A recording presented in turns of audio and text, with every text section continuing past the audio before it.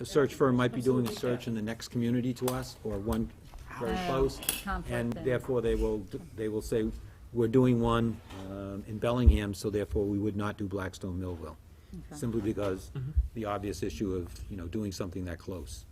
I'm not aware that any of the firms are doing anything down this way at this time. Maybe they're in terms of something that. a little more fun. Just saying. Okay, I'm just looking for the green light from Jesse here, so we can start. We're ready. We're on? Yeah, he said we're ready. Jesse, we're on? Okay. So I will call the September 12th meeting of the BMR District School Committee to order. Everyone can rise and we'll do the Pledge of Allegiance. I pledge allegiance To the flag of the United States of America, and to the republic for which it stands, one nation, under God, indivisible, with liberty and justice for all. Do you remain standing, just one? I meant to mention this earlier, but just a moment of reflection for Mrs. Josephine Sullivan, the widow of Charles F. Sullivan Sr., who is the driving force behind the creation of the regional school district. Mrs. Sullivan, who was a World War II veteran, passed this past weekend. She was 90 years old. So just our thoughts and prayers to her and their family.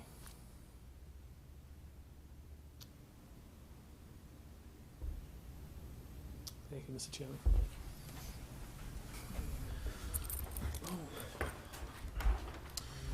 We will move to introduction of members. Steve Tringali from Millville.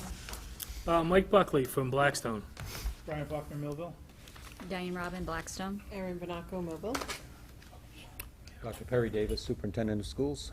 Bill Chaplin, Blackstone. So I will move forward and we will look at consent agenda A in your packets. Members of the school committee, I just want to call your attention to the letters to the right of the agenda items at the top. When an item has action required, that means a vote, so it's got an AR. If it's an informational item only, it's in there for your information. If it's a discussion item, in other words, it's in there, you don't have to take a vote, but I'm looking for the committee to have some discussion. It's just a shorthand to proceed through the agenda. Thank you. Very good. So consent agenda A is warrants, use of school facilities, field trip requests, and minutes from our last meeting. I'll give you a minute to look through that.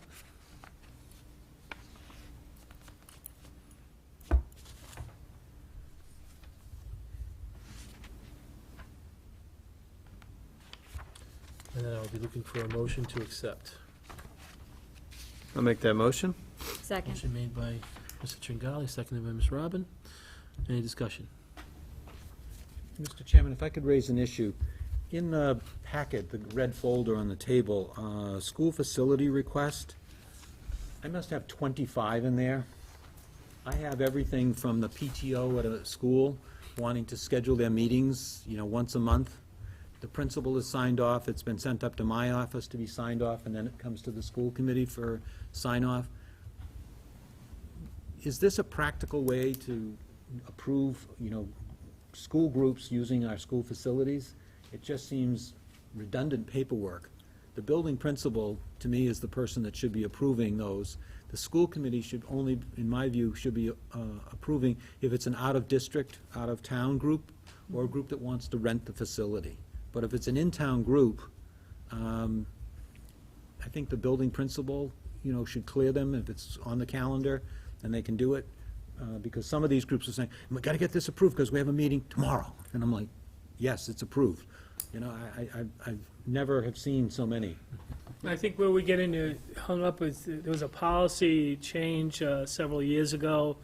It was left kind of ambiguous, and where the disconnect is, or where the issue is sometimes we have town groups that are not affiliated with the school that we do charge rent, and they usually appeal the decision, and then they come forward to that. But I think most of this is just Routine. building-based decisions that probably don't need to come to the committee unless there's, the basketball team needs it on a Sunday, and we're going to have to incur cost, and they're not one of our kids. That's the only thing I think that needs to come up So here. in-school, in-district groups that function as part of our school system versus the out of town, but the town groups that are paying to the men's league wants to come to the gym and that should continue to come through here. That probably But should the still come. PTO, Well, typically, like the Girl Scouts meet in the cafeteria. Right. Well, yeah, Yeah. they should. And most of this stuff is functions that happen like on a school night, so there's custodial staff there, when incurring expense. Now, we also have waived it in the future, in the past, where the band used the kitchen, but it was to raise money for the BMR band. So we've waived the cost there. But I would think that all that sort of thing has to come up here. Can we just make sure that the process is in place so it gets on the district calendar, so there's no question about, who's meeting where at what time? I don't have a problem with that. Yeah, I think that's probably the biggest issue, is just to make sure something doesn't get overbooked or something like that. But just seeing them like this, we would never know that, because we're just seeing little bits and pieces. I think the Right, yeah. master That- calendar schedule is probably more important. Right. I mean, and, I just want to be clear, sometimes there's going to be conflicts where there might be something at middle school and there might be something at high school, just by the nature of the limitation Yeah. of the nights that you can schedule, things. So, to the best of their ability, Oh, yeah, no, not that there Yeah. can't be two different things going on at different schools, but there should be a master calendar for the district, so you can look at that. So instead of looking at, then you have to go to the high school one, the middle school one, the elementary one. If there's a district one that kind of combines all of them, which is that's different all. than what we're talking about in terms of just what needs to come before us. Yes, we don't need to see it, as long as we know it's Right. been posted someplace out Okay. there, and it's, okay, so my sense is any out-of-district group would have to come forward, any request for waiver of fees would come forward. Okay? So we have a motion, we have it seconded. Oh, Any there's one other other- discussion? Go ahead. There's field trips. There's a situation at the high school where we have a high school special education program that uses a van to do a transition program. The practice, I'm told, is that every time they want to go out in the community, the school committee has to approve that trip as a field trip.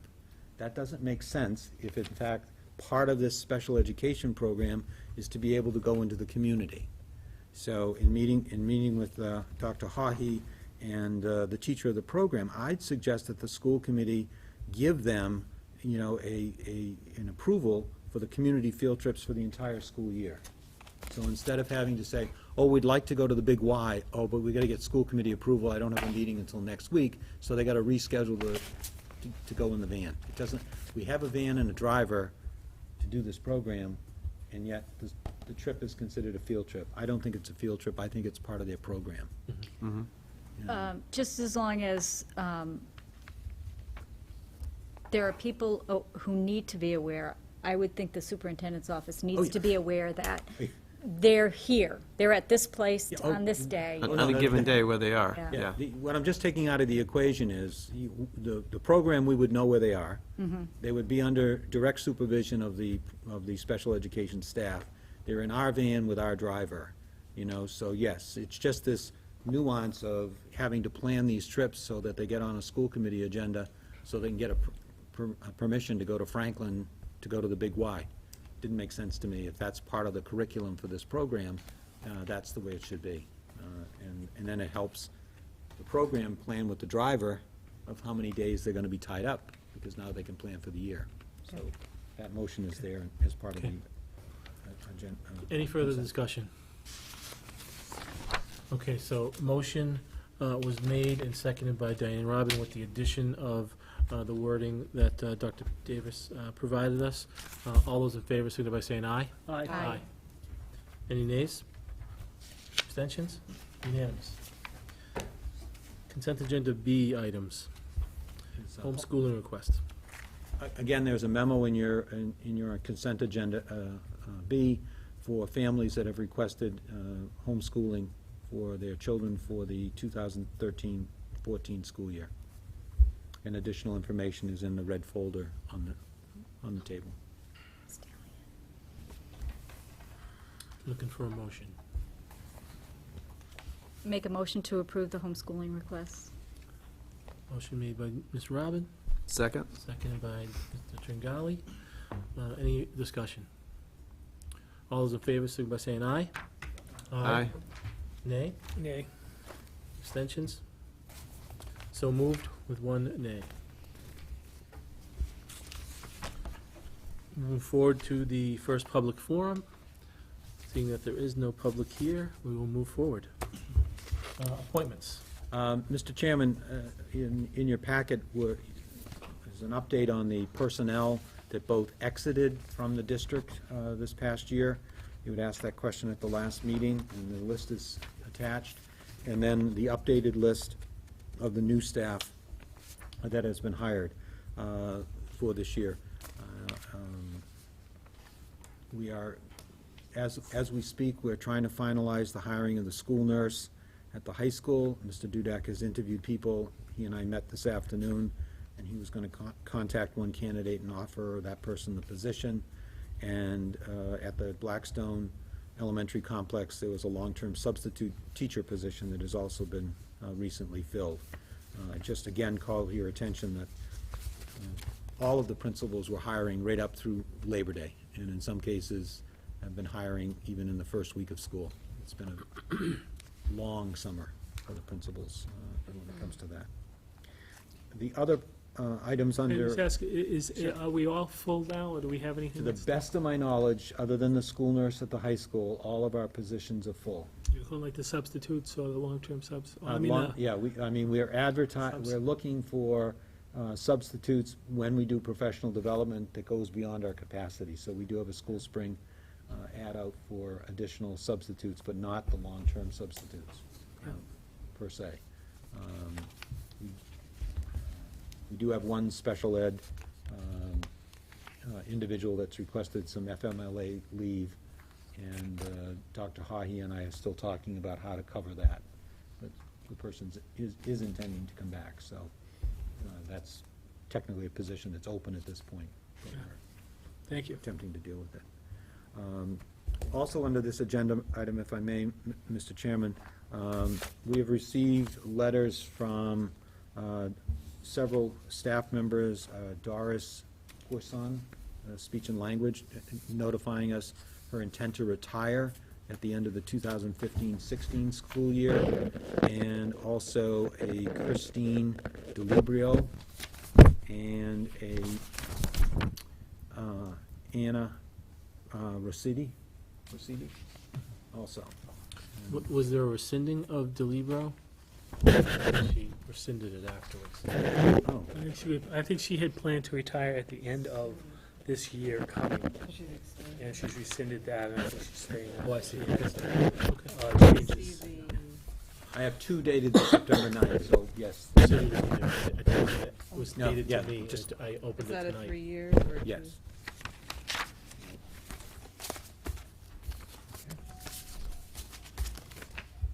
The other item on the, under appointments is the status of the assistant superintendent. I have been doing a lot of outreach to retired superintendents, asking them if they were interested in this position, and to date, I have not been successful in recruiting a currently retired assistant superintendent. I got one additional name from somebody that I'm going to try to reach out to tomorrow or over the weekend. I have also received resumes from some people that knew that we were out looking. I've interviewed one of those candidates, and I have another one coming in tomorrow to talk with me. So at this point, I do not have a candidate that I could bring forward to the school committee at this time. Are we looking, and I know we had talked about, the position is an assistant superintendent, and we do want it to be an assistant superintendent, but this year I think we were more concerned to get us through with, like, Yes. some of the curriculum stuff, Correct. so maybe looking at I'm retired looking- principals, or I actually have had conversation with two retired principals, just to give us a broader base. you know, both of whom I know personally, and one was very interested, and then she double-checked with Teachers 21 that she's consulting with, and her consulting schedule was too full for her to really, do both. So she said, I just couldn't do it justice because I'm already booked well over 90 days for workshops to do that. And I reached out to another middle school principal that retired, and she had just taken a job in another district as an interim principal.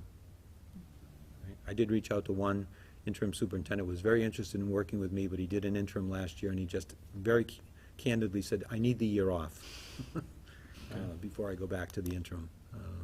So I do not have candidates. Okay. Okay, moving forward, subcommittee reports, strategic planning. We have the draft. I think the consensus is to move forward with that, with the readings of that. I think you said we should start next meeting, and talk about future implementation for the next phase based on the resources and capabilities of the administrative staff at this point. So I look to move that forward slowly Mhm. and continue the progress. Very well. Just as long as everybody, I did send out a copy today to the committee, so you should have it in your emails.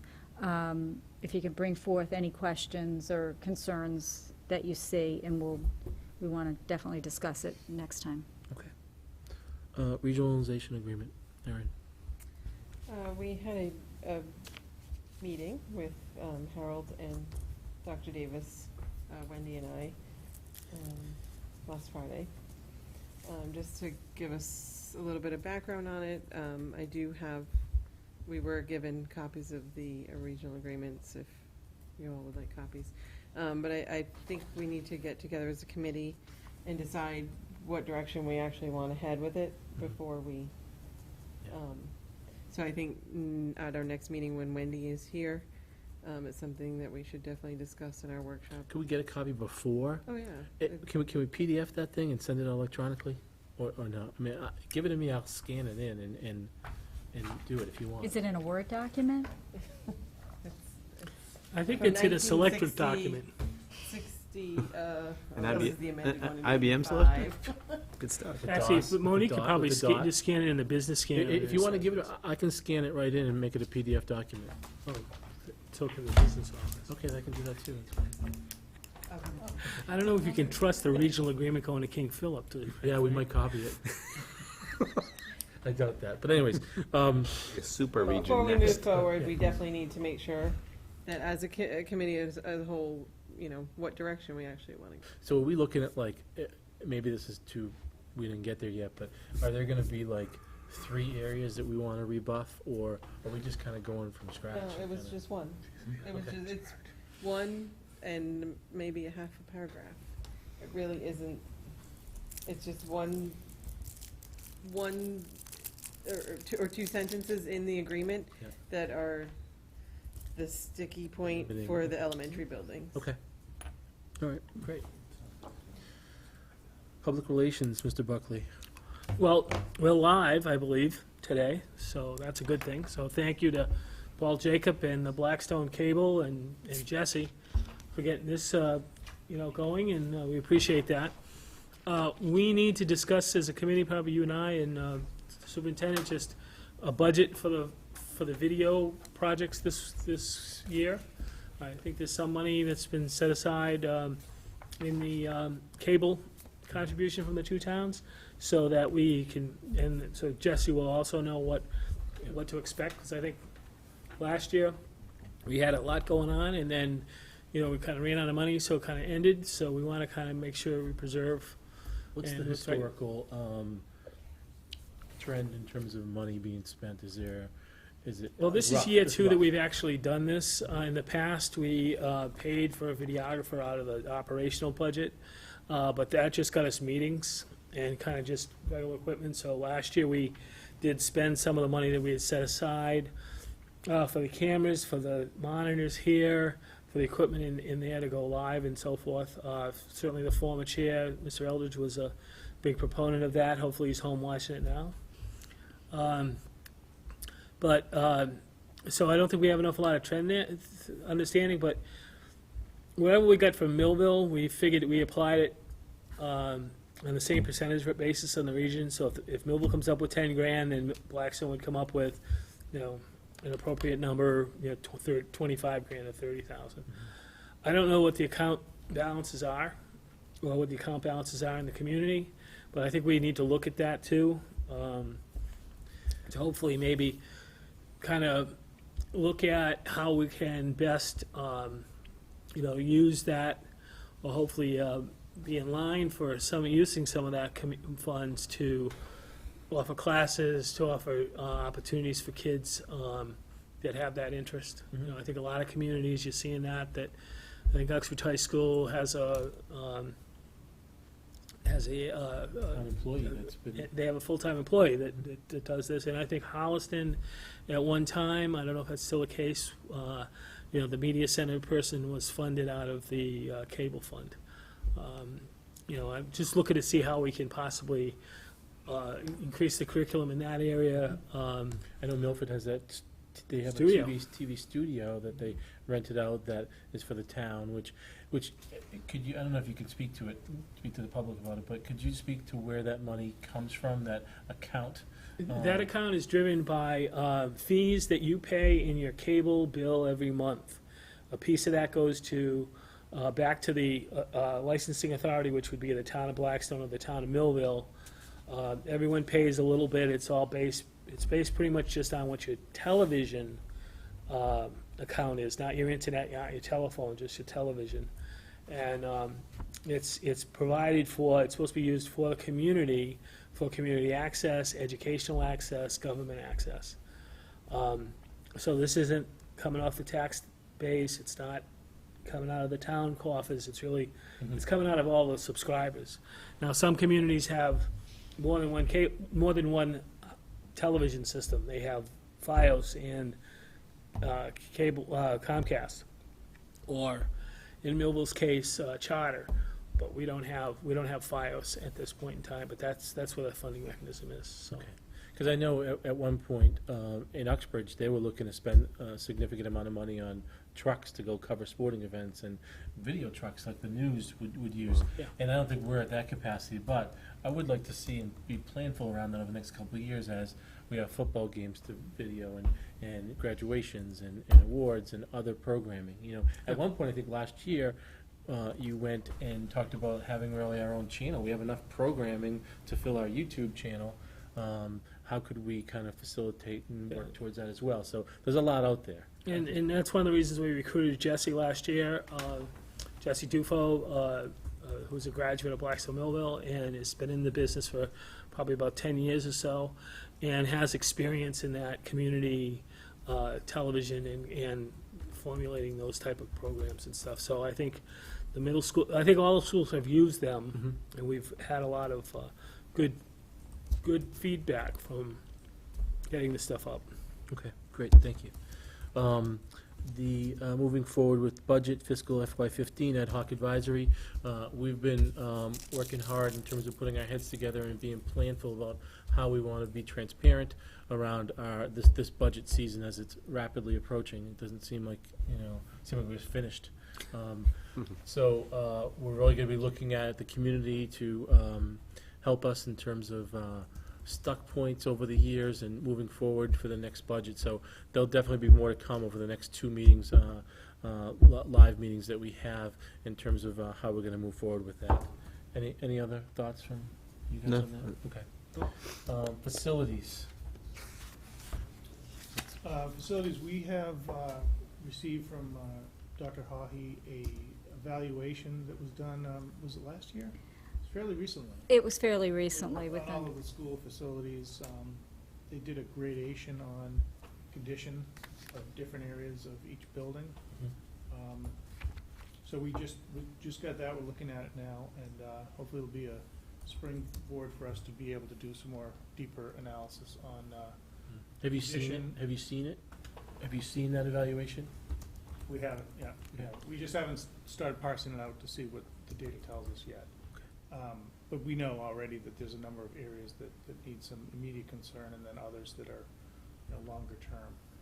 It's interesting when I look at the report of the superintendent, which I'm not gonna take away your thunder, but there's many items in there that revolve around facilities. Mhm. So, Mhm. you know, it really is critical that we keep this committee going Absolutely. always, because there's always gonna be issues that need to be addressed. I think we're always gonna have a 5-year plan. It's always gonna go on to the Mm. next, to the next, to the next. Now, does facilities include fields and, as well as refrigerators from the service areas? Is that, is We it haven't really everything? scoped it out, but right now, we're kind of looking at it very holistically. That, Mhm. you know, Diane and I have been talking about what do we own versus the town, but even with that, we still need to make an assessment of what the condition is. So I think what Dr. Hahi had put together, and I think he did it with all of the head custodians of each building. Mhm. We can keep developing that and using that. It probably needs a refresh to make sure that the information isn't changed, you know, Mhm. something has been replaced that isn't recorded in that. We want to make sure that we get that up to date. It was done when?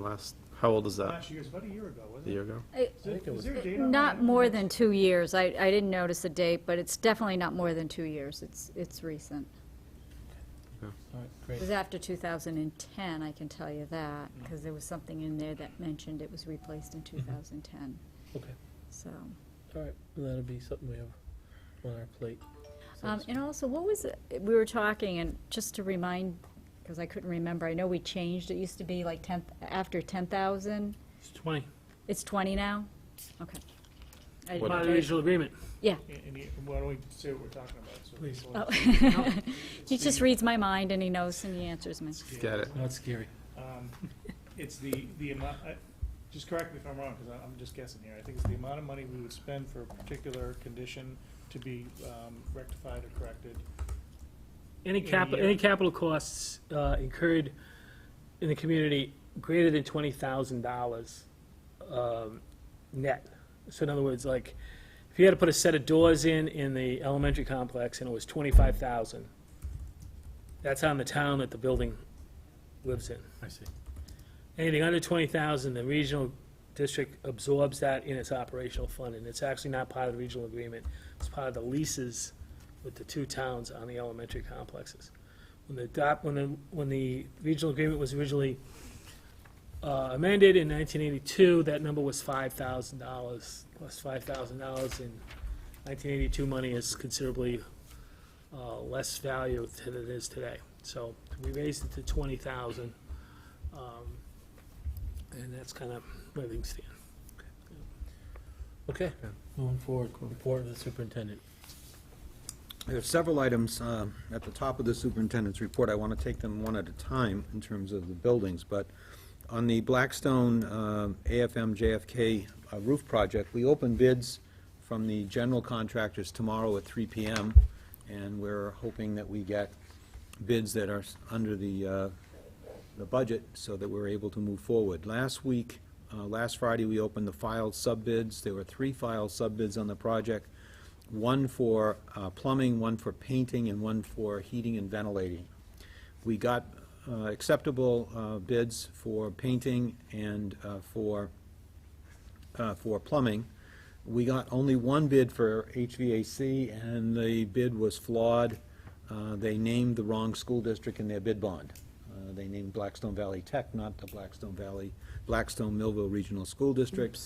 The bid was also well in excess of the budget that would have been allocated for heating and ventilating at the complex.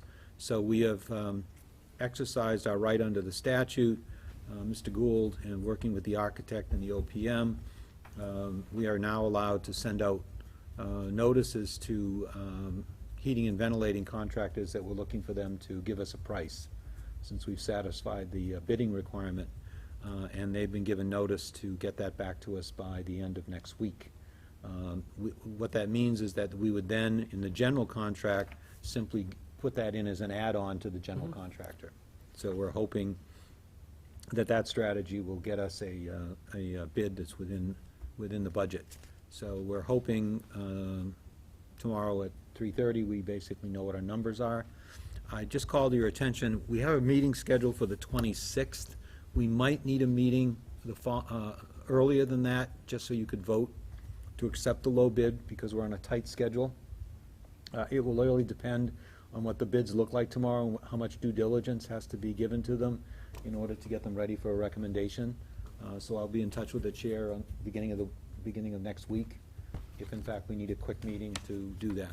I just asked the committee to, you understand that we're on such a tight schedule to get started.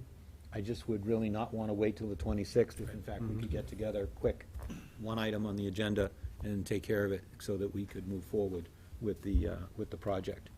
So that would be sometime between the 23rd and 25th. Yes. And I should know, Earlier. yeah, it could be, yeah. I mean, could it be next Thursday?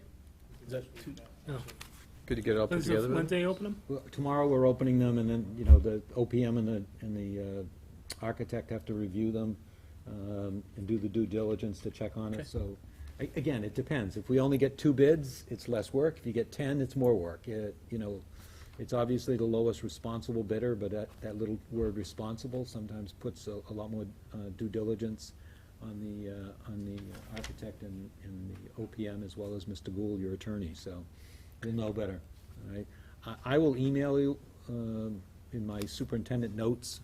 Yeah, I'll wait, and I'll tag that on to let you know the range of bids, depending on how many, and then give you an idea whether we need to meet. Okay? I also included a copy. I had sent a letter to Mr. Keys, the town administrator in Blackstone, requesting the waiver of the building permit fee.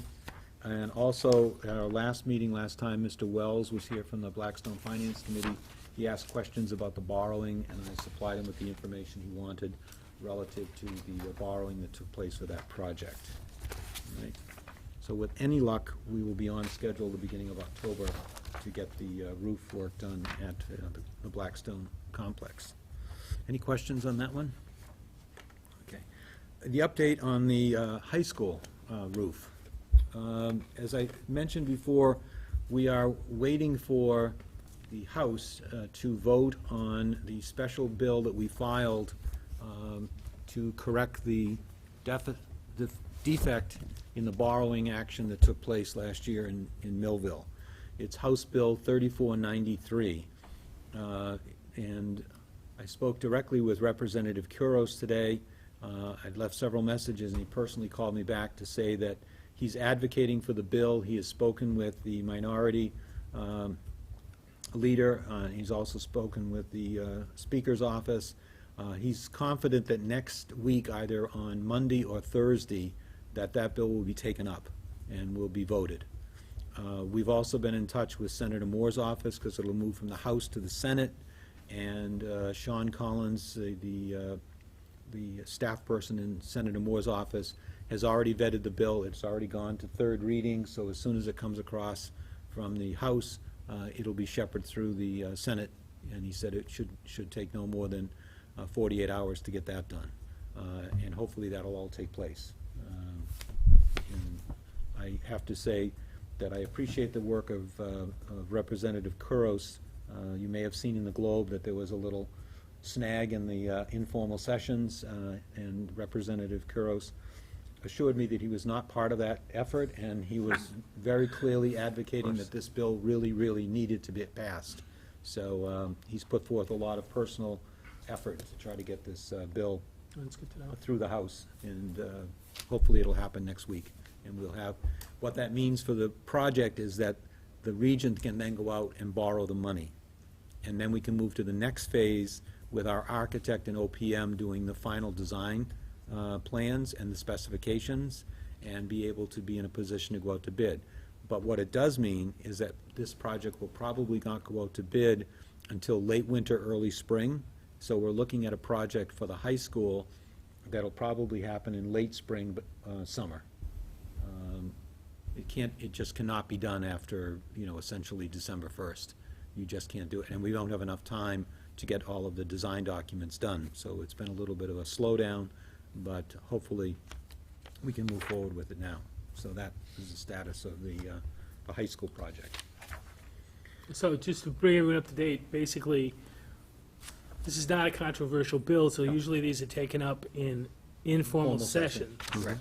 So the informal session says basically you have to have one person from each party and someone to convene the meeting, and they usually run through like all the Eagle Scouts and the congratulations on your 50th wedding anniversary and naming a bridge or whatever, something non-controversial. So there, I guess there's a tin box that the bills of the day would be placed into. And there's been some controversy over what bills get put in the box. So the speaker has cordoned off the box that only the majority or the minority leader can have say what's in the box. So some of the Young Turks and some of the, some fairly new reps that are of the minority party would show up at a informal session, and all they have to do is raise a question of quorum. I question the fact that there's quorum. Well, obviously, if there's only 3 people, that's not a quorum in the legislature, so they would have to dispense with the informal session, and it would be over. So this is just, I guess they have nothing to do. So, but I'm glad to hear that Representative Kuros is not part of that crew, and that hopefully, obviously, they're planning formal sessions next week, and that'll roll forward. Yes. A little civics lesson. Very much.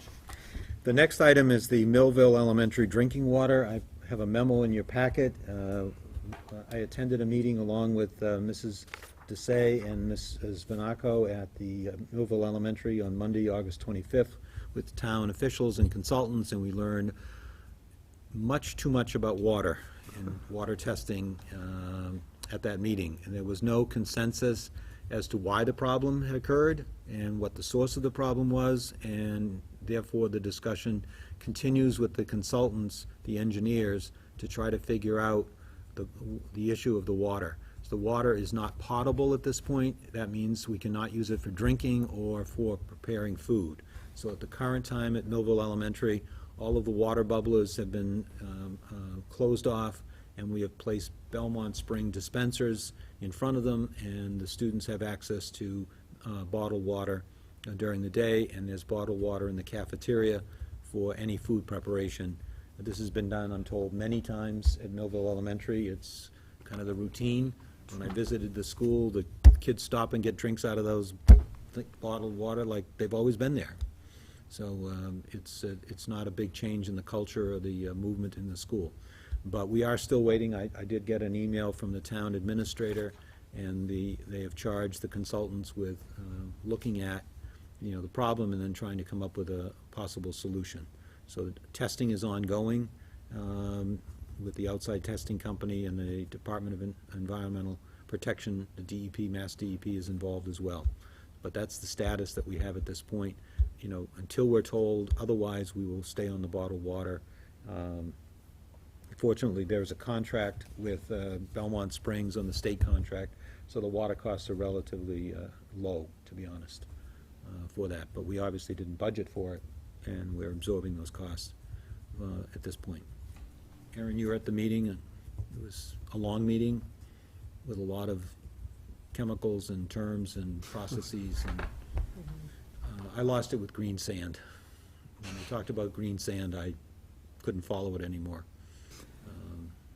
about the water system. Aaron? When did they first realize it? Was this like, There was testing done in late August, which showed some volatile VOCs, volatile organic compounds. They don't know where they came from. this is a new thing? Yeah, this It was is a new tank, right? They do not believe it has anything to do with the tank or the way the tank was relined. They're really kind of not sure. Because before it was sediment and iron and what? Magnesium, maybe?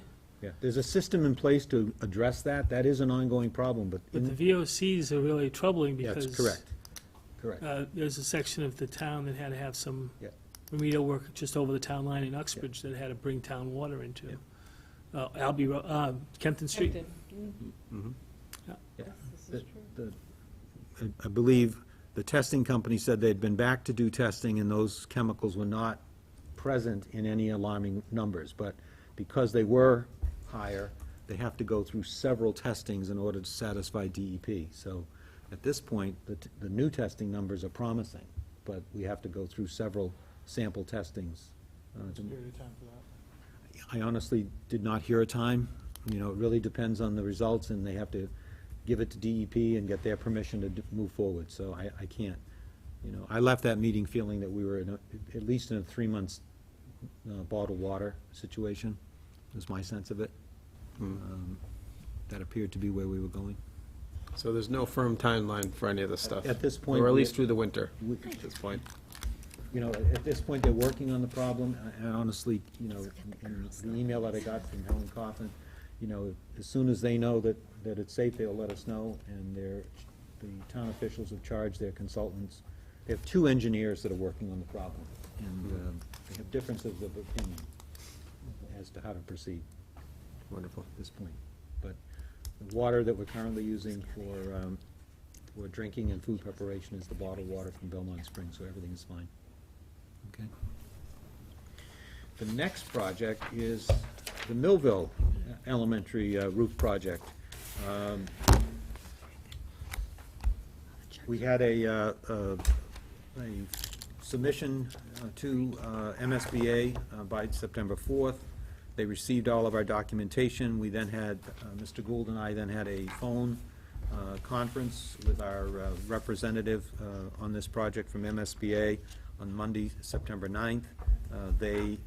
MSBA assigned us an OPM and a designer. In this process of the accelerated route, we don't get to pick the OPM and the designer they're assigned, which actually saves time for us not having to go out to bid and soliciting these professionals.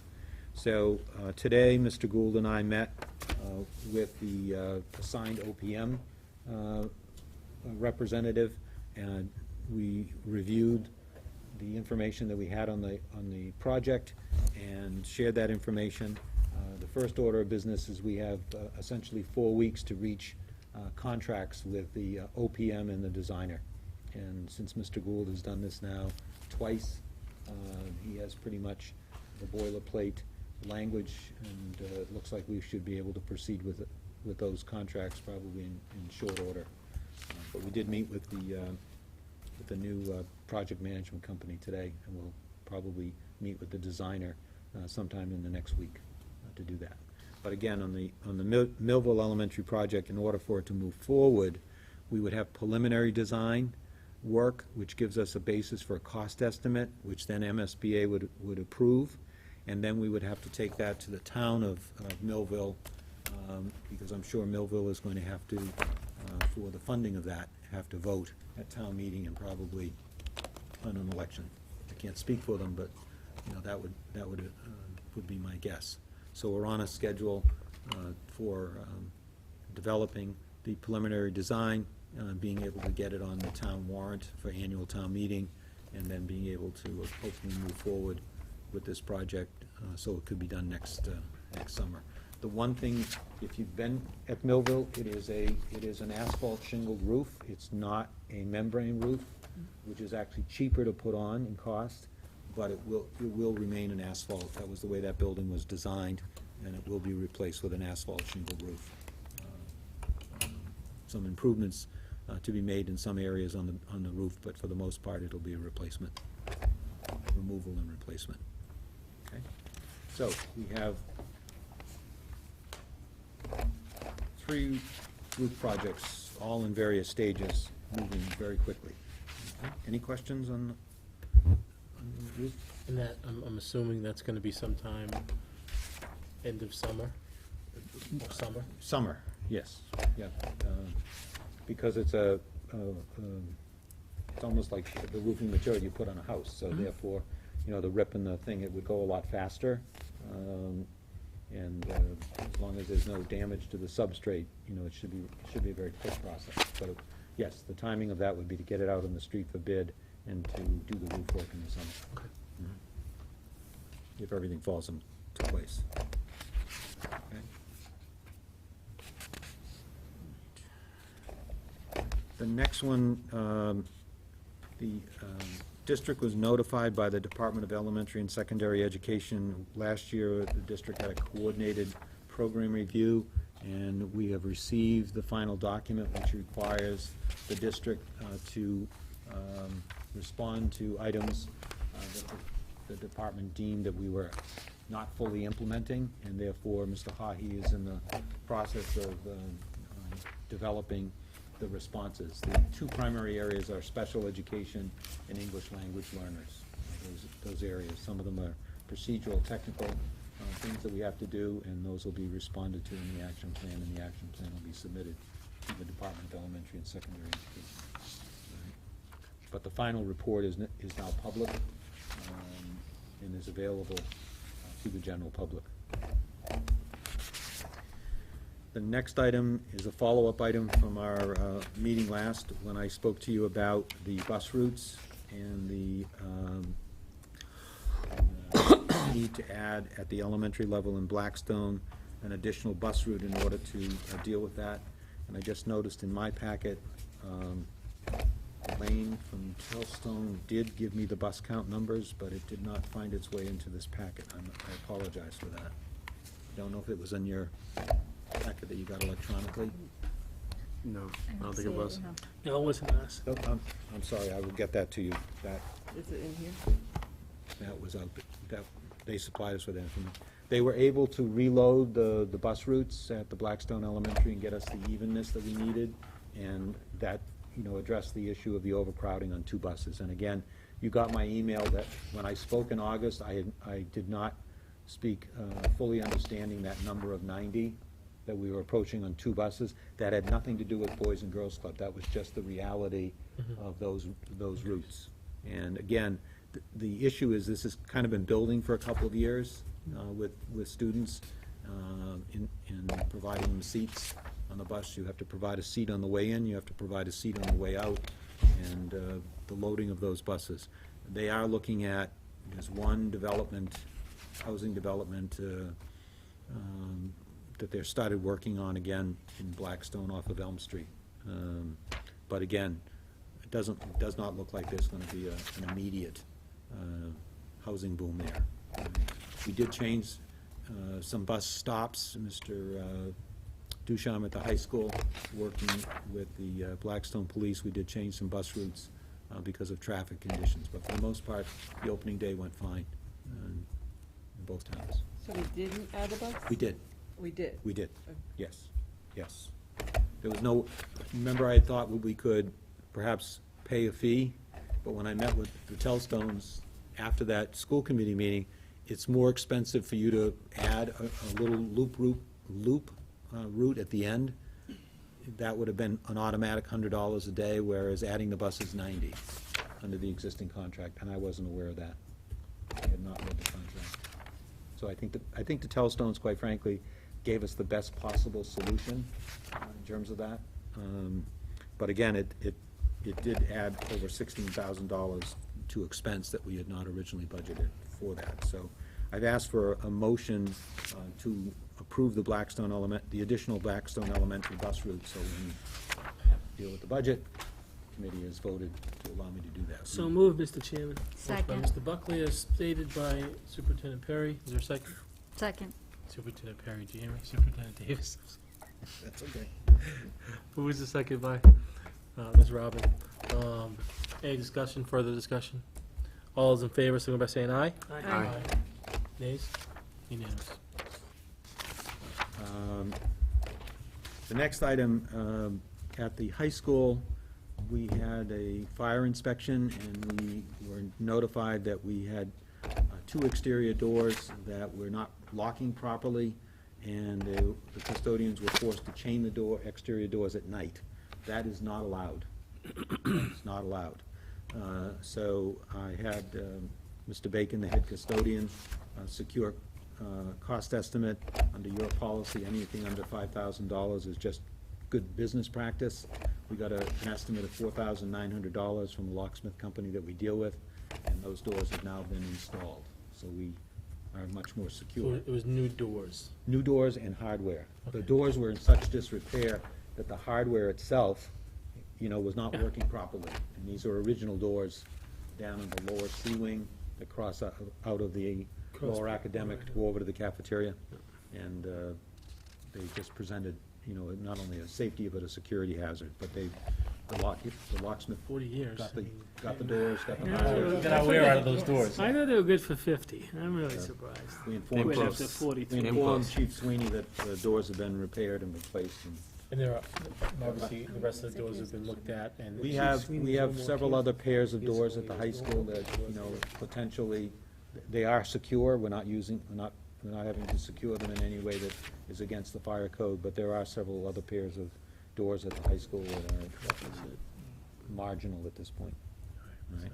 No, that'll be in facilities, right? No, are we in one right No, now? we're not. Not yet. No, but we have one on the agenda. Right. We got school safety. Under Massachusetts law, the superintendent of schools is to have a meeting with the police and fire chiefs no later than 2 weeks after the start of the school year to discuss the multi-hazardous emergency safety plan information. So I did meet with the police and fire chiefs, or fire representatives, in this case from Millville, yesterday. And we had a very good meeting. We talked about safety concerns and level of collaboration and cooperation among the various public safety agencies that we work with. So I think it was a very productive meeting, and we certainly raised some issues that I want to follow up on with the principals as to that. But the level of cooperation, I have to say, from police and fire in both towns is terrific. Very caring people, very interested and clearly want to be engaged and involved. So very good meeting. Very good meeting. The next item, school choice. Just as an update in your packet, we have received a number of school choice inquiries. So this is just a summary of the high school, the middle school, and JFK and Millville Elementary. But even as I left the office today, we received another request for school choice. So they seem to be coming in. And the protocol is that I send the request to the building principal to ensure that accepting this student falls within, you know, our acceptable limits, that there's space, so we're not going to overload any particular grade. But as you can see, the distribution has been spread out over the grades, so at this point. But I think it's a few more than we thought we were going to get in school choice at this point. I don't know how many students have left under school choice, because we're now finalizing on the attendance, those students that have not come, as to why. So I should have that information. In your experience, is the fall, do you usually see an influx right after school starts? Normally on school choice, you would see this in the spring and early summer. Okay. It's unusual to have people walking in literally 2 days after your school year started, asking, you know, are you still accepting school choice students? There are things going on in surrounding districts, you know, that may be contributing to it. We're certainly not taking out any ads in the newspapers, you know, advertising for openings. But We thought of that. about it. We discussed that. At I mean, this- our classroom numbers are low. At this point, all right? Yeah, yeah. So, you know, I think that's one of the things that's attracting some people to us, is the fact that our classes are smaller than some of the surrounding communities, and therefore, you know, that's perhaps an issue. But yes, it's surprising to get literally, given that some districts actually opened before we did. So, you know, you were well into the second week of school with inquiries coming in about students. Right. Okay. The next item in there is just a letter from the New England Association of Schools and Colleges notifying the superintendent as well as the high school principal that the high school is scheduled for a visiting committee on October 4th, 2015, through October 7th of 2015. This is important for the committee to understand that this year and next is really important, that the high school is going to go into the preparation for a NEASC visit. And Mr. Dudak and the faculty have to form committees, look at all of the standards, develop reports based on those standards in preparation for this visit. So we are in this cycle of having to engage high school faculty, because we are a relatively small school. Every faculty member is going to be serving probably on multiple committees in order to prepare the report. I think it's also fair to acknowledge to the committee that when we build next year's budget, it's going to be my responsibility to bring to your attention any areas of deficiency that we have in terms of staffing that we need to address and have in place, because if you have deficiency in staffing in an area that is a standard you must have, we have to develop a plan to address that or staff that person in that. I speak specifically about library, but there are going to be other areas in the school facility, report side of it as well. And so part of next year's budget, you will be hearing, the NEAS standard states X, this is where we are, and we need to give very serious consideration in the budget process to addressing that issue, because you must have all of that addressed going into your accreditation visit, or you can be placed on a lower level of accreditation because of those deficiencies. All right? And again, this is a lot of work for the high school faculty under the leadership of the principal to form these committees and do their due diligence in filling out all of this information and moving forward. So will that be part of their, over the next year, be a part of their staff meeting time, Yes. building meeting time, All of it. PD? All of the contract time that we have with faculty and staff will primarily be devoted to NEAS preparation. At the high school. The full days of professional development, we will be judicious in using that time so that we can continue to meet some of our professional development goals. But the reality is, the monthly meeting time is going to be pretty much absorbed, with this commitment to the accreditation visit. And any new programs or staffing obviously will be part of their budget that they're putting together. Yes. And obviously the timelines will coordinate. They'll be able to get this work done in time in order to include it in the budget. I would be really looking for them to notify us for next year's budget cycle of any known deficits, and also advise us relative to planning. Remember, this visit is coming the following fiscal year. Yep. All right? So it gives us time to, Good. plan for it. And it does give you time for, if you are deficient in an area Right. like a librarian, Mhm. you don't have to go hire a librarian, but you can. Have a plan. You have to have a You have to plan for it, to- okay. Over the next X amount of, if they come every 5 years? 5 years? 10. 10? And All right. But what happens then, after the review, then if there's any deficiencies, and you have an action plan to eliminate those deficiencies, I think we had some language that we had to address the mentor-mentee or so forth. Advisor, advisee. Advisor-advisee. Yes. Right. Okay. You're actually a year late, because it should have been 14, but I think they pushed everybody back, Yeah. Mhm. because they've had trouble staffing the teams. Mhm.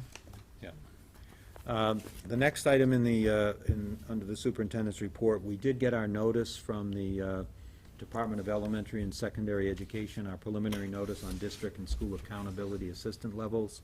And, based on the preliminary data, I have to use that word preliminary, the district was placed in level 2. The Millville Elementary and the high school are at level 1, and the A.F. Maloney, John F. Kennedy, and the Hartnett Middle School are at level 2. The overall rating, whatever your lowest school is, that's your rating. And we will be, looking at that information with the data person in the office to kind of look at those numbers and see where we need to focus our energies in moving forward. All right. So we'll be getting additional information as we proceed with the department on this issue.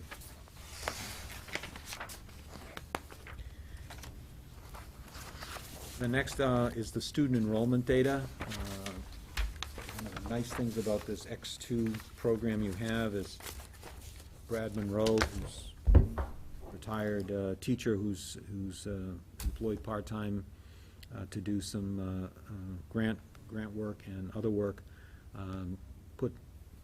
put together the enrollment information for the schools in the Blackstone Millville district. So what you have, is a breakout by grade of the number of children. In some cases, at the AF Maloney, it'll list Blackstone students, both male and female. The Millville student may be a special needs student who's attending a program at the Blackstone. And then if the student is from out of town, that is one of the school choice students listed by the community from which they come and are enrolled. On the bottom of the first page it says BMR OOD. These are the students that are placed out on special education by their ed plan. That is, they're not attending a Blackstone Millville public school special education program. They may be attending, a program through a collaborative or through a private placement. And that gives you a sense of the totals of students there. Enrollment is one of my major concerns to address the issue of future planning. The district belongs to NESDEC. You have a membership in NESDEC, and one of the programs that they provide you because of your membership is at the beginning of October, I will get forms to give them all of the enrollment information, and then they will do a data analysis of that and be able to come up with projections. So we do belong to NESDEC, and we will be getting that information when they give us the forms. They also get building permit forms, and they look at the overall census population. So there are 3 elements to their analysis, and it will be helpful for us to kind of see that list of projections in terms of enrollment as we move forward. All right? And these enrollment reports I can get anytime. I will periodically put them in the school committee packet for you to see how we're doing, with our students. The one area that because I did send you a memo last week that I transferred a teacher that had previously transferred from the high school to the middle school, brought him back to the high school. The planning last year was that the estimate was that the high school grade 9 class would be about 100 students. It's enrolled at 138. It put a lot of stress on some required social studies classes, and therefore we brought that teacher back to address that issue. The enrollment, as you can see when you look at the high school, freshman is our largest class at 138, followed by the senior class at 126, sophomores at 125, and the juniors at 104. But the 100 number just was not the number. I checked our numbers at Valley Tech, and they've been fairly consistent, and our out-of-district students leaving to go to some private schools, there was no surprise there. So 138 was our number coming to us. All right. There are a few school choice students in that mix, but just a couple. All right. Does anybody remember that discussion? Because it struck me when the principal came down and said, well, it was based on 100, and I've got 140. And I'm like, can't be off by that much in a small district. But that's what he was told to build his budget on. That was the transfer. Can Monroe run this for last year? That's a good question. I'd have to ask him. See what That would be grade was. interesting to see what grade 8 was last year. Like, notice grade 8 this year is 147. Yeah. So you're going to lose some to Valley Tech or to Right. other schools, Right. unless they had artificially pumped that number down, but I don't remember. And in sitting with Mr. Cameron from the middle school, Mr. Dudak from the high school, we went over the available 8th graders, and that number last year was in excess of 170. So even allowing for the 34 or 5 students that went to Valley Tech and a couple out to other private schools, didn't compute. So, In his history, was that the only subject that he had an issue with, or others Well, suffering? the staffing at the English department level was good, and with the range of courses in math, that took care of itself. It's the required social studies class, So that because grade level. because they moved him out, that created an additional burden on that. And the benefit was, the teacher came back and he was teaching 2 required 9th grade history classes, but then he picked up, I think, 2 10th grade required classes, which took the stress off of that, and then he was able to offer an elective, which helped Mr. Dudak with juniors and seniors who needed an elective. So it was a win-win all around to do that, I remember talking about. so. Grade 8 was class 172 sizes. according to Yeah. DC. Yeah, but I Last remember year? talking about class Was it? sizes and moves and back and forth, and, but I didn't So- get. So we always factor about 30-10, so 40 kids Yeah. potentially going to vote. Right. 30 from Blackstone, 10 from Millville. So it should have been about 132. But we had 100. It- Unless so we it- just it- put, It if made you my applied, decision we easier took you off to the bring that books. teacher back and And we blew that one. address that. We could have had 70 applications. I don't. And we just I plugged that, we just whiffed on that one somehow. Yeah. It's, again, this is what NESDEC will help us to do, because they'll look at, when they do their projection, they kind of look at that, out factor, and, they factor that in, that you belong to a regional voc tech school. Again, it might not, because the numbers are small, it might not be able to accurately predict the split between Millville and Blackstone, but overall, Yeah. they should give us a number that's far more predictable. If we pay for the service, we should use it. Yeah. So I talked to Dr. Betancourt at NESDEC, and Any other services they want to offer? Bring it in. they actually do offer a special ed profile that I'm going to take advantage of as well this year to do that, okay? I included in your packet, and I won't go over it unless committee members have questions, but we did have our opening of school for our new staff with the new teacher orientation, and then we had the opening day for the faculty returning on Tuesday, September 3rd, and that was followed by a professional development day on September 4th. And I included in here copies of my back-to-school speech, my presentation to the new faculty and staff, and then the professional development day program, particularly at the elementary level for the literacy program, and the middle school worked on curriculum work, and the high school got started on some of their NEASC and some of their other professional development work. Again, I do have to acknowledge the work of the principals, because much of that PD day would normally have fallen to the assistant principal to plan and implement, and when that position was left vacant by the person declining the position, I really had to scramble, and the principal stepped in to create professional development for that day to move forward in that. Any questions on all of that?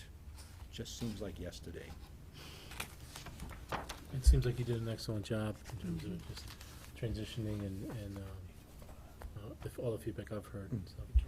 It was actually, it was a really exciting, I think it was an exciting day, and I enjoyed it. Coming out of retirement, you get to do a couple of fun things, and opening day is one of the fun things, so it went well. The next item, moving on. In meeting with Mr. Eggert, your financial advisor, in going over the filing for our end of the year, our excess and deficiency to the Department of Revenue, the district has been carrying a deficit balance in an asbestos removal capital project. It's a negative of $23,500. And so when he submits the excess and deficiency report, the Department of Revenue takes the $23,500 off of the balance, because it's a negative. So he advised that the committee vote to close the deficit balance of $23,500 in Fund 14, asbestos removal to the general fund. It'll reduce our fund balance in our E&D, but it does anyway. There's no reason, there's no reimbursement coming to offset that. It's just sitting as a negative, and this is a project that I guess ended a few years ago, so this has been, Probably 09 or 10. yeah, it's been hanging on the books for a long time. I thought that was zeroed out, to tell Well, you the truth, yeah. but So he needs this motion to close the deficit balance. So moved. Thank you. Motion made by Diane Robin as stated. Is there a second? second. Second by Mr. Buckley. Any further discussion? Hearing none. All those in favor, say saying aye. Aye. Aye. Unanimous. The other item on that memo, and I just, I probably should have included it, yeah, it's there, is the building rental revolving account. I give you the background on this information. When there are building rentals, the practice in the district has been that if there are custodial charges, the custodians are actually paid out of the district budget. The money that's recouped from the group that rents the building gets put back into the general fund as a revenue. State law allows us, as a district, to adopt Chapter 71, Section 71E, so you create a community use revolving account. And essentially, if Group X rents this building here at the middle school, and we charge them for 6 hours of custodial time, we can take that charge for custodian, when they give us the check, we put it in the revolving account and we pay the custodian. Your practice is you take it out of your budgeted funds. Now, the trick is that when you pass this year's budget, you didn't put any money in for overtime. So there is no money in the regular budget to do the practice that you've been engaged in, which would mean that this budget would run in the red, and yet money would be collected and put over here, and then it would be reconciled at the end of the year. But it's not a good business practice, and I talked with Mr. Eggert. It's pretty standard practice for school districts, both regional and municipal districts, to create one of these accounts. The other fee that you collect for a rental, if you're under your current practice, if somebody has to pay us $300 for the rental of the building, that money goes into this account. The only limitation is that money in that account can only be used for a building-related purpose.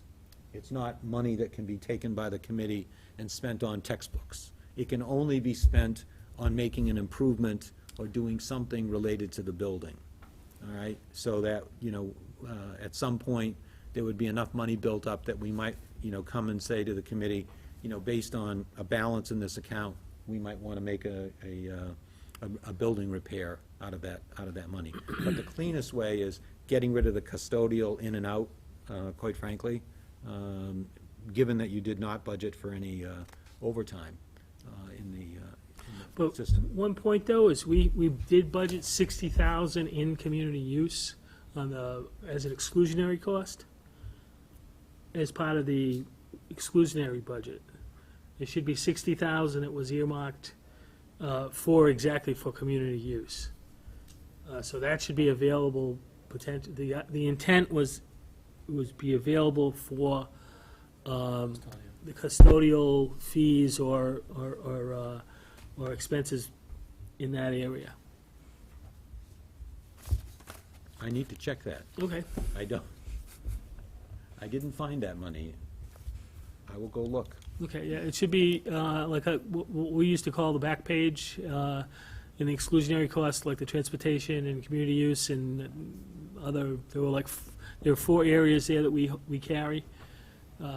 Short-term debt, which is usually zeroed because cash flow doesn't necessitate any short-term borrowing, but item C, which is community use, we had, I think it's in excess of 60,000. But it's not something we've had before? It's not something that had been on the back page before? No, this was So an it's not amendment that we something- made this year, because Right. what our thought process was to potentially take one of the positions, one of the custodial positions, and change the hours, so that person was working during the period of time when you need support, that Look. would be overtime. Do we know if that happened? Did any of the custodians' hours No. get changed? They work Wednesday through Sunday instead of So overtime how on are the we weekends. covering the Sunday? I think we're paying it, we're deficit spending it, right? That's why now that you flagged it up. I can chat with you tomorrow. All right? But anyway, I do, and I included in there the citation from the Mass General Law, how these receipts are segregated, and, the committee without further appropriation for the purpose of the programs from receipts. So you can spend this money, during the year as a revolving. Mr. And the Chairman? beauty of a revolving account is if there's a balance, it just rolls forward into the next fiscal So year. really, we could have used that for high school doors? Yes, Okay. yes, Mr. exactly. Chairman, yes. I'll move to establish a revolving account under Mass General Laws, Chapter 71, Section 71E, for expenses incurred in making school property available for community use, and to use the custodial fees collected to pay for the custodial coverage of the school rental. Motion is read by Mr. Buckley. Is there a second? Second. Second by Ms. Greenstein. Any further discussion? Hearing none, all those in favor, so by saying aye. Aye. Aye, unanimous. The last, actually, I have two items. I want to add one. I had asked, Nadine Carter for the current enrollment numbers in the after-school program in terms of where we are at this point. She has a total of 47 students enrolled, 15 in Millville and 32 in Blackstone, and she has a distribution by the days.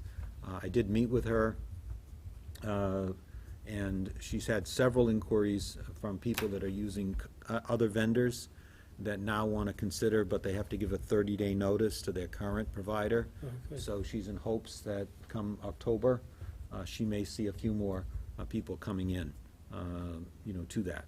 The next thing that we need to do is now do the financial analysis Mhm.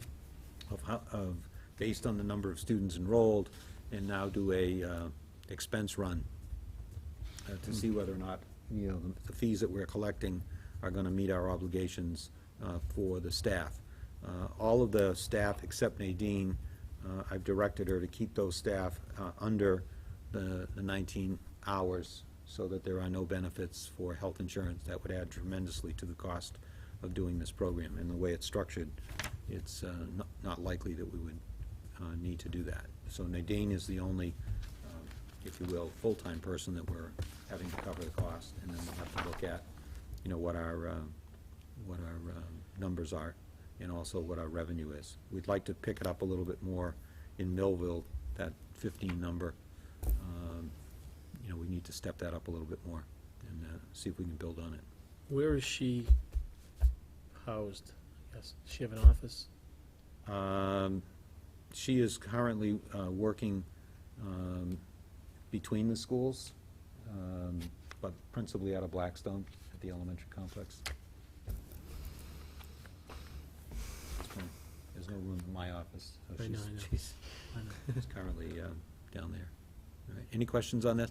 This is a program that I think, you wanted to initiate, and I really think you gotta kind of give it 3 months and then have a Oh, yeah. critical analysis of Mhm. what it's covering. I think it's a And good plan. because, in all fairness, people were told about the program, but people were not willing to jump on until they really thought the program was gonna get up and running, so. I mean, it's clearly potential for school Hopefully- vacations, for summer, so Hopefully. I think we have this year to really build this, and its potential. Mhm. And we're depending on Nadine to Right. move that Yeah. forward. Drive that Yeah, forward. one element of the program that they advertised was an early drop-off at like 6, and no takers for that. So, which is good, because you don't have to hire staff. It's a little early. Yeah. So most of it is centered around 7, Okay. which. How are we funding the materials for that? At this point, I have asked the 2 elementary schools to loan them some stuff Okay. to get them started, because she's got to have a little bit of a cash flow to get started, all right? To get started. So that both principals said that they could help her initially with some Yeah, that may be a supplies. plug to have Jesse do a 15-minute, All right. Yeah. put it on the cable systems and, Good idea. To be Keep perfectly rolling. honest, the word of mouth is probably the best advertisement for this program, as more parents use it, and then tell people this is great, this is super program, it's dependable, it's there, and, it's a one-stop.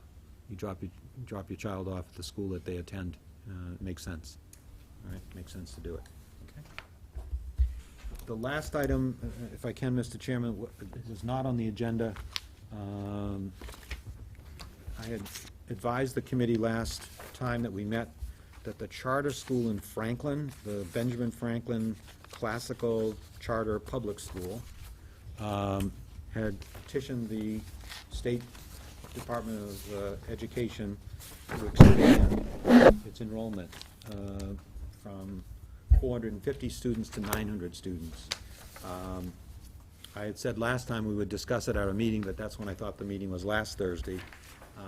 What you have in here is a letter that I drafted today and sent off to the Office of Charter Schools and School Redesign at DESE, stating my concerns about improving or approving the expansion of the enrollment at the Benjamin Franklin Classical Charter School in Franklin.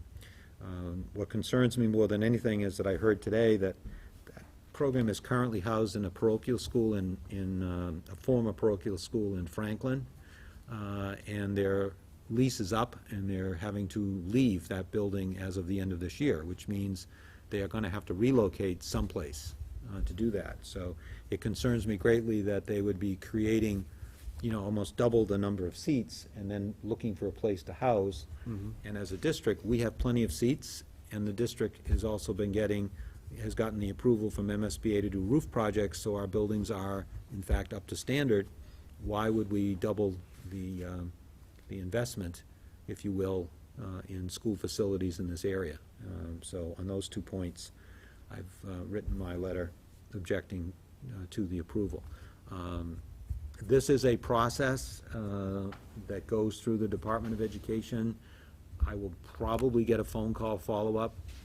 I don't know how many other superintendents have written letters, objecting to it, and that'll all get kind of fleshed out. But I would assume that the Office of Charter Schools would be aware that the current charter school location is not viable, and what does that mean in their plan, to do that. So I got that out this afternoon. The deadline was tomorrow to do that. Thank you. Okay. Good. Okay, moving forward, second public forum, seeing no public, we will move forward. Committee forum. Sure. I know a lot of the sports and activities have begun, and I've had a few emails, and some people have approached me about the user fees. And we'll just try to repeat. Try to participate in as many activities as you can, and if you are having trouble covering the user fee, please fill out a free and reduced lunch form. That's the form that kind of drives the waiver or not for the user fees. But again, at least, try to put in an application. Don't avoid the program because of the cost. Welcome back to school. I understand that the sports teams and everyone's off to a good start, and we wish you a good 13-14 school year. Just to add what we talked about after our moment of silence, Twilight is that of the we lost another member of our community, Rita Bertholet, who was her and Sarge, Leo Bertholet, gave the town the access to the Millville Elementary School. And without them giving that to us, we had no way to access that land. And that's where the Millville Elementary School now is sitting. So Bertholet Way is named after them, and we also want to recognize her passing. And she's with Sarge again. So. Nothing for me, just a welcome back to everybody, and looking forward to a great year. Same with me. Yes, welcome back.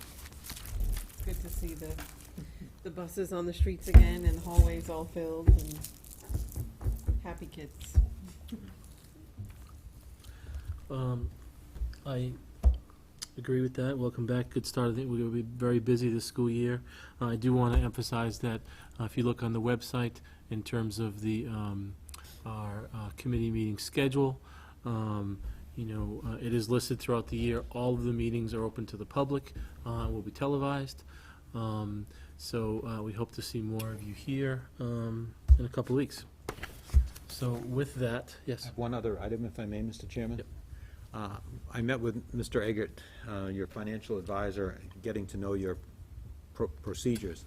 The current configuration of the committee is to have a school committee member as treasurer. Mm-hmm. I bring to the meeting the payroll, the warrants for you to sign, but I also bring the checks for Wendy to stamp as your treasurer. You, as treasurer, Wendy, we have an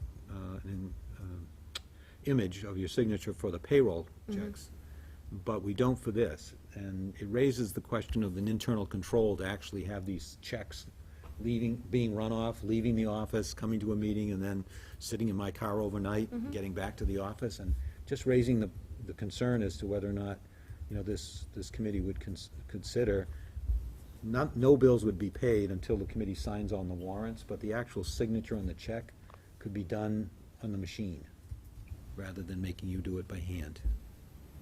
It's just a I kind of like watching them over there stamping. In fact. It's kind of distracting. I really like it. But, When I'm they quiet. said it right I out try to be longhand, quiet. I'm I think teasing. she's a teacher. Sit down quietly, respect it. But in terms of a control, you know, having checks come and go. I mean, sometimes the checks, when you aggregate the number, sometimes there's close to $200,000 of checks there that, for various vendors. And, I checked with Donna Scungio, and she said that's just always the way it's been done.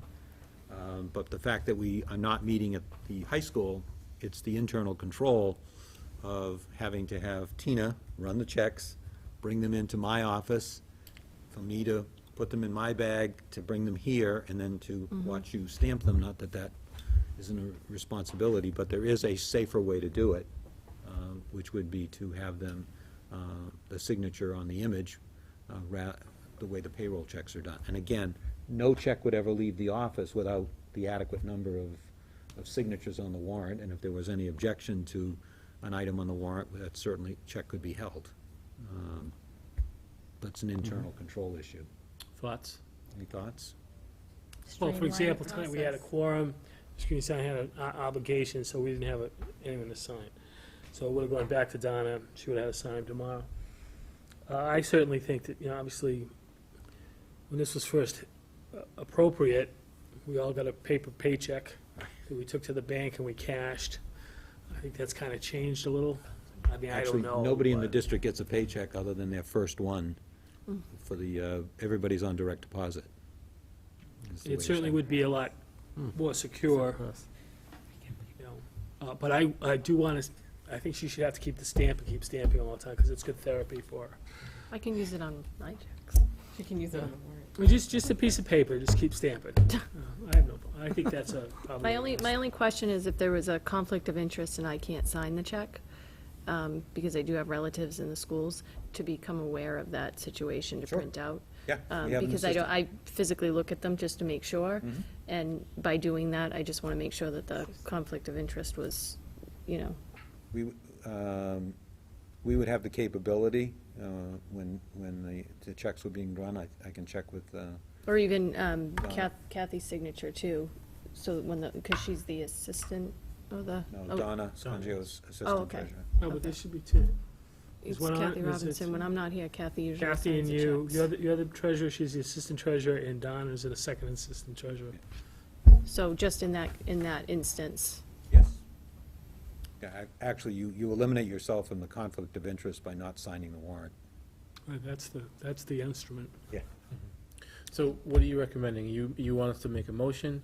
I need to, if this is something the committee wants to consider, we can come back and put it on your formal agenda, but when the internal, I look at the warrants as well, and, sometimes there are checks, particularly we've got roof projects coming up, there would be fairly large checks coming through this, and it's not the best system Yeah. to I have. mean, I would agree in terms of security and just the process. And we wanted to look at that process in totality, so if this is one of the things that's Yeah. sticking out for Well, everybody. this is time it's taken away, obviously it's a distraction. Right. I take it Dover, Sherborne, It's all electronic. electronic. It's all electronic. This- You get a lot more money than we do, though. The last, I have to go back to 1978, when I was in Northborough, Southborough, and the treasurer would come in and physically have to sign the checks in the old days. Yeah. Physically came in and signed, not a stamp, physically signed them all. My paycheck was manually written out of a checkbook for the regional district. But today, I personally would feel. I think Tom Cullen used to bring it to Arthur Young, who was the treasurer, and he lived in Milford. And I had been on the committee 4 or 5 years and had never met the man, and I read his obituary in the paper, and I said, I guess we don't have a treasurer anymore.